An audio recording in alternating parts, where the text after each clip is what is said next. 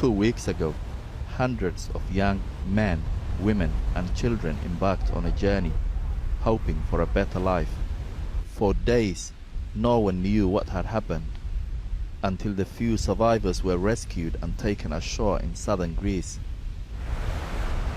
Out of 510 people, only 41 survived. Most were from Somalia, Ethiopia and Sudan. The survivors told us every child was lost, except this little boy called Abdurrahman. We met him and his father on a beach near Athens, and we tried to piece together what happened. Their memories are painful and confused, but they agree on one thing. At least 50 children died that night. markii ay dhacda bahashi xitaa hadal waa naga soo bixi waa meesheen aan wada taagnin markii ay gadoontaan aragna dadkii badda ku wada daatay yaa waxa bilaabatay anaga shahaadadkii laa ilaaha illa allah muxammad rasuulullah nabadbaadiya dadka qaar waxay wateen jaakaday wateen oo frimbi ku xireen frimbigay qaar yeerinayeen marka runtii waxayna la noqotay wax la yaab leh sababtoo ah meesha waxaan ku weynay dad aan iska soo raacnay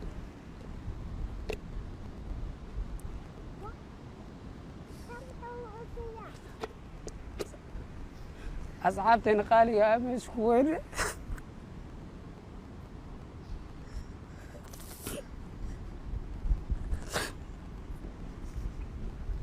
runtii waxaan ugu noqotay wax la yaab leh.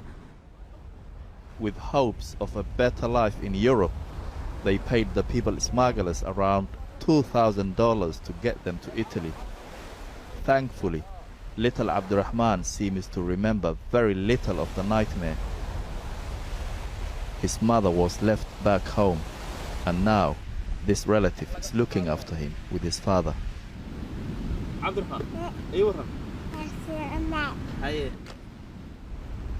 There is uncertainty over where they began their journey.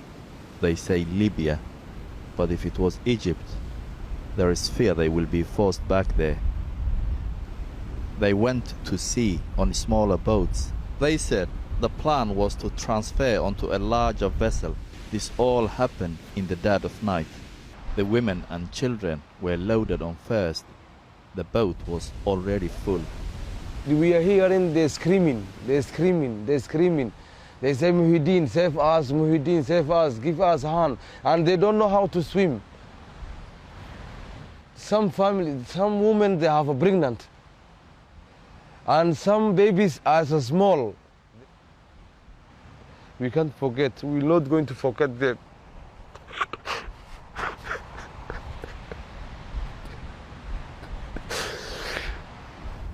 With the added weight, the boat capsized and went down within minutes. They didn't stand a chance. Only 3 women survived. Suez is one of them. Her brother was trying to help her get aboard the bigger boat when it started sinking. She made it. He drowned in front of her.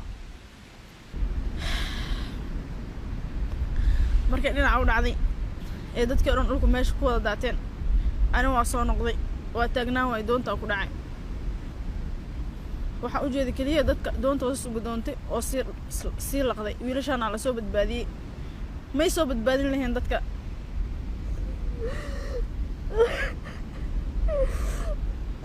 dadka wada qaylnaa iga soo tageen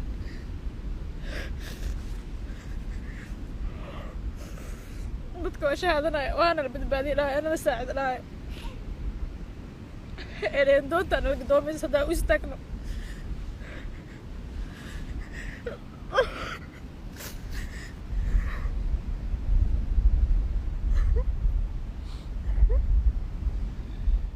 The survivors say the smugglers abandoned them, escaping in one of the original smaller boats. The only act of humanity they showed that night was throwing them a satellite phone. And their trauma, it took them 3 days to remember they had it. Finally, they called the Coast Guard, who explained how to use the GPS so they could be rescued. This is the moment when the rescue boat arrived. So few, were left to save. Abdurrahman survived because he was traveling alone with his father. They hadn't enough money to bring his mother. So when women and children boarded the boat first, Yasin respected them and stayed back. It saved their lives, but the only emotion he feels is guilt. wallaahi waxaan dareemayaa yani niyad jab aad u weyn aan dareemayaa anigu isma aanan lahayn yani waad ka soo badbaadaysaa shilkaasi oo waxaan niyadda ku hayay maadaama dadkaas ay dhinteen anagina inaan dhiman doono waqtigeed doontaba ha ahaatee inaan badbaadi doono niyadda iguma jirinba runtii aadaan uga xumahay shilkaasi dhacay xanuunkeedan waxaa dareemi karaa qofkii goobjoogu ahaa oo daawanayay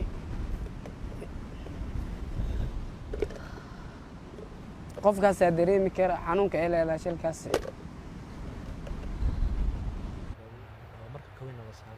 This man watched his friends die. Liban has just showed me pictures of his friends who perished in the sea, 10 of them in fact, here on his phone. He said he has been receiving messages from back home, more than 500 relatives of those who died in the sea.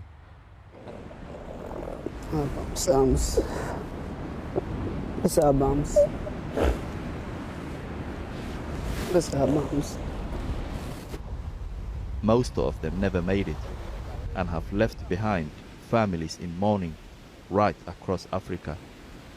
But for those who have, they are determined to find that life.